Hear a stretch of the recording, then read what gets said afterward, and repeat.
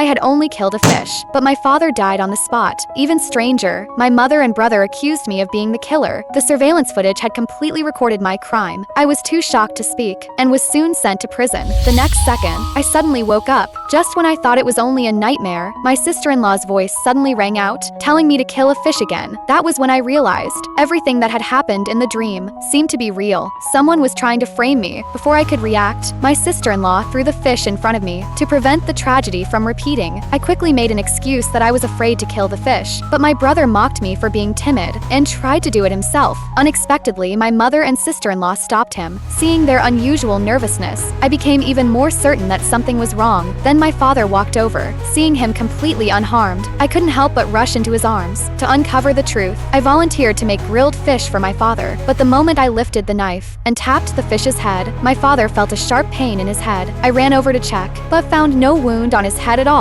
That confused me even more. To be safe, I secretly took out my phone and started recording. When the fish struggled from lack of water, my father also began to breathe rapidly, but my mother said he was just choking on a fruit pit. Then my brother lifted my father and shook him a few times, and the pit fell out. I became even more confused, but still felt the fish was the problem. My brother, however, thought I was just scared, so he handled the fish himself. This time, my mother and sister-in-law did not stop him. As my brother scraped the fish scales, bloody marks suddenly appeared on my father's back. I thought he had been hurt when my brother shook him earlier. Just as I was about to put ointment on him, my brother said the fish was ready and urged me to cook. My father also said he was fine. I quickly prepared the meal, thinking I had overreacted, but the moment my father took a bite of the fish, he collapsed the next second.